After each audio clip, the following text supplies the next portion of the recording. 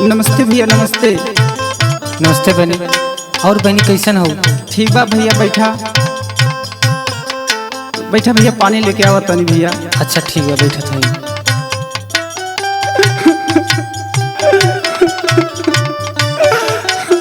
अरे बहनी भैया काहे रोवत है रे पगली? भैया का बताई, का भेल रे? सुना सुनाओ। आग लागे सऊदी के नौकरिया भैया बिरानू, नौकरिया भैया बिरानू, पिया मोर चारा वैले बकरिया भैया बिरानू। पिया मोर चारा वैले बकरिया भैया बिरानू, पिया मोर चारा वैले बकरिया भैया बिरानू। देखले रहनी बड़ा बड़ा सपनवा भैया बिरानू, सपनवा भैया बिरानू, टूटी गईले कुलया रामनवा भैया बिरानू। अरे पागली का कहते हो तू? भैया घबरा मत। अरे रोना पगली।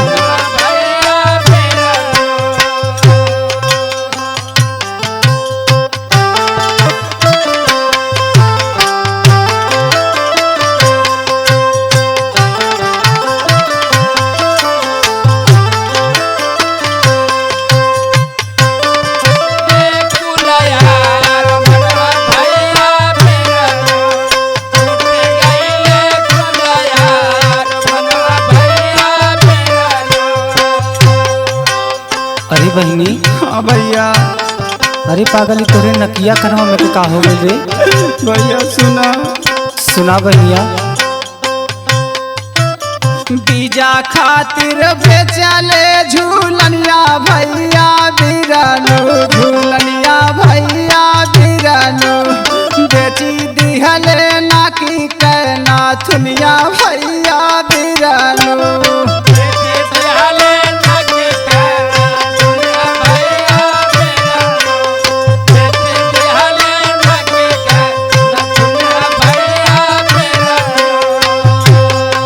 अरे बहनी हाँ भैया। फोन ना लगो तुम कारी बहनी। अरे भैया लगावा था, सुना आगे बात। सुना बहनी सुना। फोना वाला गाई कुछ ना बोले भैया बिरानू, अरे बोले भैया बिरानू, सुसु की खाली रोवे भैया बिरानू।